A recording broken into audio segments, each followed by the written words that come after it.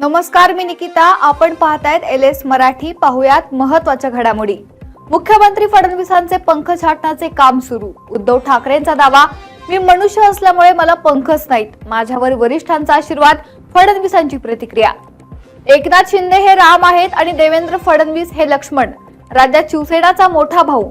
शिवसेनेच्या राज्यसभेच्या खासदार ज्योती वाघमार यांच्या वक्तव्याने वादाची शक्यता. मुंबईत टीईटी पेपरफुटी विरोधात युवक काँग्रेसचे आंदोलन.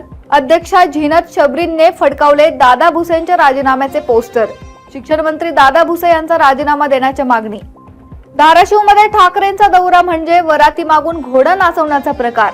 6 खासदारांची वरात निघून गेली, आता घोडा आणि शिंगरू चौकशा करते. शिंदे शिवसेनेच्या खासदार ज्योती वाघमारे यांची ठाकरेंच्या दौऱ्यावर टीका.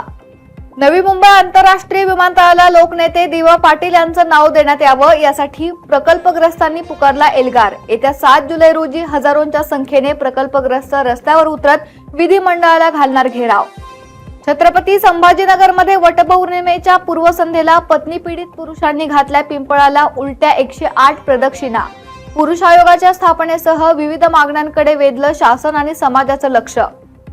कोल्हापूर महानगरपालिकेचा भोंगळ कारभार. कोल्हापुरातील एकाच मुसळधार पावसामुळे रस्त्यांची दुरावस्था, वाहनधारकांची गैरसोय. पुण्यातील कान्हूर मेसाईत ढगफुटीजन्य पावसाचा तडाखा. गावातील ग्रामदेवतेच्या मंदिरातही पाणी शिरलं. प्रमुख रस्ते पाण्याखाली गेल्याने वाहतुकीवर परिणाम. हिंगोलीतील वडचुणा येथे शेतात महिलेवर रानडुकराचा हल्ला.